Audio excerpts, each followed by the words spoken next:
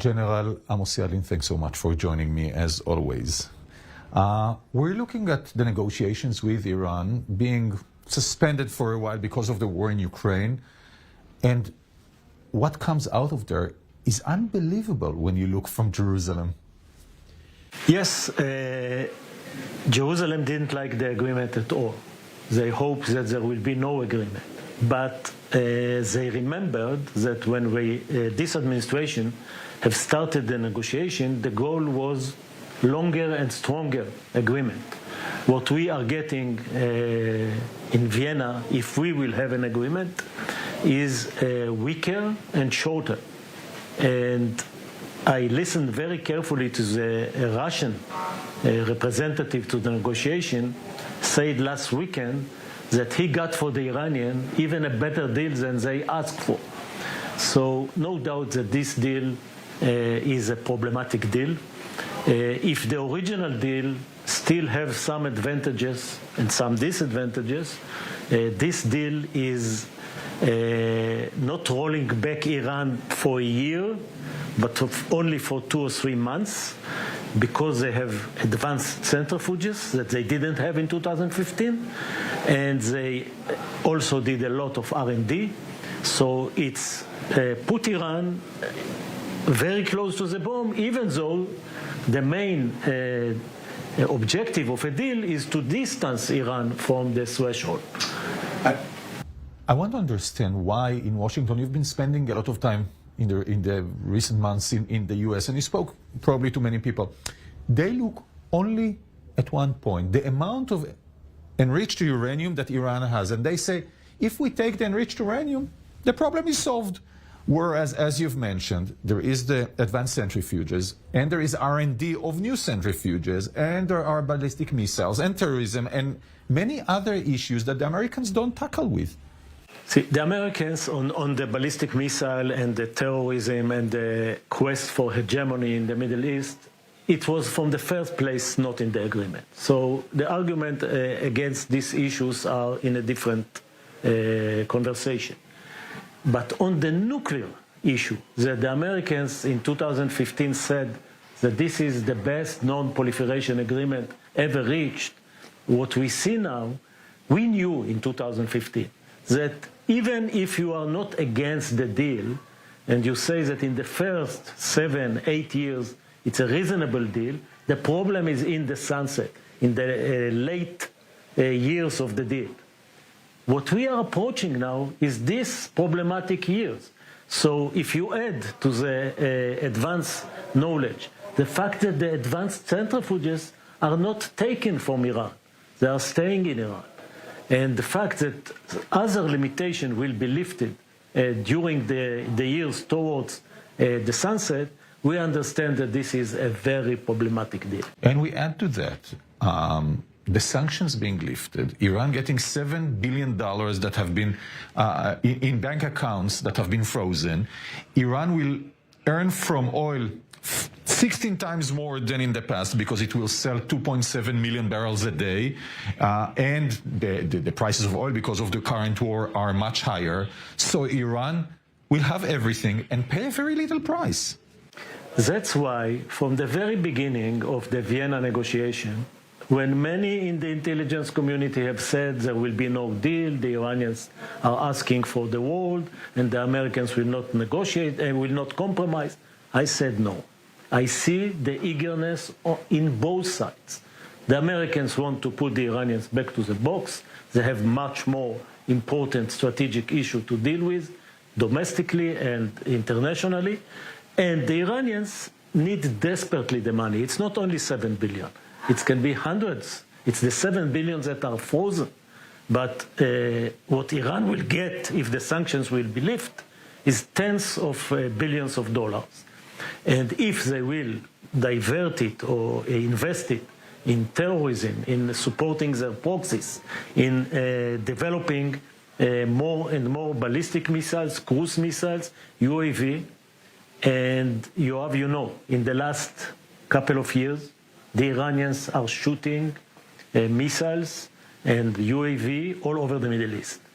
Every week in Saudi Arabia, In the beginning of the year, Abu Dhabi was a target. Israel published that Iran have done it 3 times in the past, maybe even last month. Americans intercept Iranian cruise missiles or UAVs that were targeted to Israel.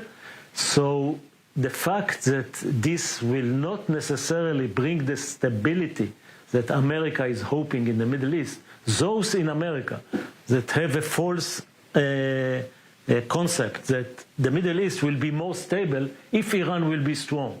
It will balance the Saudis, it will balance the Israelis. I think what they will get is exactly the opposite. Is it doable on all sides in the Middle East, the logical ones, the moderate Sunni states? And we even see Turkey getting into that alliance because it senses the moves within the Middle East. Is it doable? Can it be done? I think it can be done. You know, if you ask somebody whether the Abrahamic Accord is feasible, if you ask me, in 2018, 2019, I say no. Until we solve the Israeli-Palestinian issues, they will not come. And they came. The threat from Iran, the fact that the US is withdrawing from the Middle East, is pushing the moderate Arabs, the pragmatic Arabs towards Israel. And if America will take leadership, I think it is feasible because the Saudis want to protect Saudi Arabia. The UAE don't want the Iranian missile to fly to Dubai. So this is a first priority national interest for all of us, and I don't see something that will stop it if all the countries will concentrate on that and not put it as subject to other issues. I want to take you back to Israel and Iran directly. In the past, Israel and Iran are fighting for many years, but it used to be like below the water. Above the surface, both sides were more gentlemen-like. In the past few months, it has changed. We saw it in the naval arena, and this week we saw Iran attacking from Iran a base they claimed that is belonging to the Mossad, but they did it out in the open. They took responsibility, whereas in the past they never did so, or attacked by proxies. So we see the Iranians becoming more and more aggressive. What does it mean? Where are they going to, and what should Israel do? Yeah, I think the covert war between Israel and Iran was over there all the time. Cyber attack, assassination of scientists, Iranians helping our proxies. It was there. Terror attacks in Argentina and other places. It was covert, but it was all over the place in all the dimensions. Air, on the ground, naval, cyber, everywhere. The new phenomena is that it is now more and more in the open. It is not yet a full-scale war. It is not yet Iran fire at Israel from Iran with a lot of ballistic missiles, and it's not the other way around. But what the Iranians have done in Kurdistan, I don't think there is a Mossad camp there, but they trying to have some symmetry. You have your own Mabam, which is the campaign between the war. You attacking us in a neighboring close country called Syria.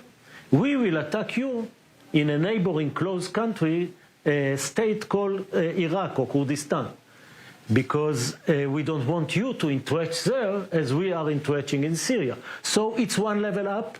It is not yet a full-scale war directly at each other. But what should Israel do? Because as long as Iran attacks Israel from Gaza or from Lebanon or from Syria or wherever, Israel attacked back, retaliated within those areas.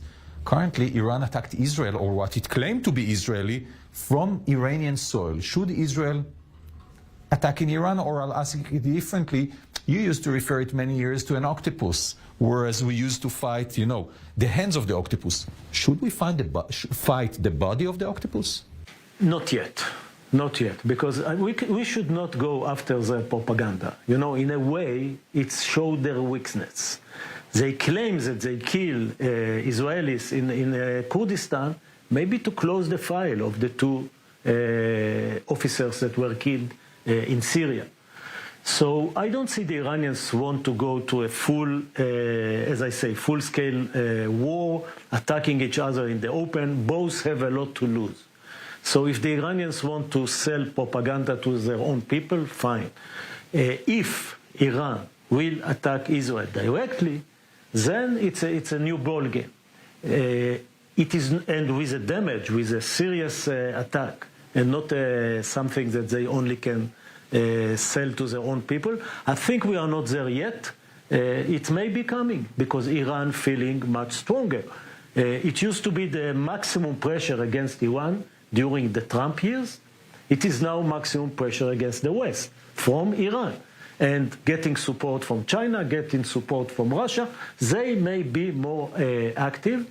At that moment, I think they have a real operational limitation, because Israel is not Saudi. Israel has a very good intelligence. Israel has a very good early warning system. Israel has a capability to intercept most of their missiles. I never promise that it will be hermetic, but they have a lot to lose from doing an attack, not achieving their goal, and then exposed to an Israel reaction. Retaliation, which we've seen in the past, and the Saudis that you mentioned were not able to do it when they were attacked in September 2019 during the attack on Aramco oil installations. I want to ask you before we end, hearing you, looking at the Iranians, you bring quite a gloomy look, because you say the agreement is bad. It gives us a very dark future, and the Iranians will become probably within the agreement very aggressive vis-a-vis Israel. I'm not sure. The Iranians are not 10 feet high, and they know that Israel is very strong. And if Israel will behave smartly, will have alliances, both with the US and the pragmatic Arabs, I think the Iranians will be very careful. What I see in Iran, yes, their self-confidence went up, not to a point that they are willing to confront Israel directly. We are not there yet. Israel is a very strong military power. They see it and they feel it every day in Syria. And they know that it will not be Saudi Arabia, it will not be Abu Dhabi. And I don't see them attacking Israel in the near future. Of course, we have to be ready if, God forbid, they will have nuclear weapons. Then they will be much more aggressive. Amos Yadlin, thanks so much as always for joining us.